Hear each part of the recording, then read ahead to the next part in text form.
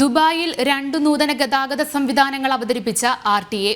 അന്താരാഷ്ട്ര project management ഫോറത്തിലാണ് പുതിയ യാത്രാ സംവിധാനങ്ങൾ പ്രഖ്യാപിച്ചത്. ഇതുമായി ബന്ധപ്പെട്ട 2 സ്വകാര്യ കമ്പനികളുമായി RTA കരാറിൽ ഒപ്പുവയ്ക്കുകയും ചെയ്തു. ഫ്ലോഗ് ഡിയോ ട്രാക്ക് റെയിലും സോളാർ റെയിൽ ബസ്സുമാണ് ദുബായ് RTA അവതരിപ്പിക്കുന്ന ഏറ്റവും പുതിയ യാത്രാ സംവിധാനങ്ങൾ. സോളാർ പാനൽ പതിച്ച പാലത്തിലൂടെ സൗരോർജ്ജം ഉപയോഗിച്ച് യാത്രക്കാരെ കൊണ്ടുപോകുന്ന സംവിധാനമാണ് സോളാർ റെയിൽ ബസ്. മുകളിലും താഴെയുമുള്ള ട്രാക്കിലൂടെ നഗരത്തിനു ചുറ്റും നിരന്തരം സഞ്ചരിച്ചുകൊണ്ടിരിക്കുന്ന പോഡ് സംവിധാനത്തിലൂടെ ഫ്ലോഗ് ഡിയോ ട്രാക്ക് റെയിൽ പ്രവർത്തിക്കും. ദുബായിൽ നടക്കുന്ന അന്താരാഷ്ട്ര പ്രൊജക്ട് മാനേജ്മെന്റ് ഫോറത്തിൽ അതിനൂതനമായി ഈ സംവിധാനങ്ങൾ RTA അവതരിപ്പിച്ചു. പുതിയ സംവിധാനങ്ങൾ വികസിപ്പിക്കാൻ റോഡ് ഗതാഗത അതോറിറ്റി 2 കമ്പനികളുമായി ധാരണാപത്രത്തിൽ ഒപ്പുവെക്കുകയും ചെയ്തു.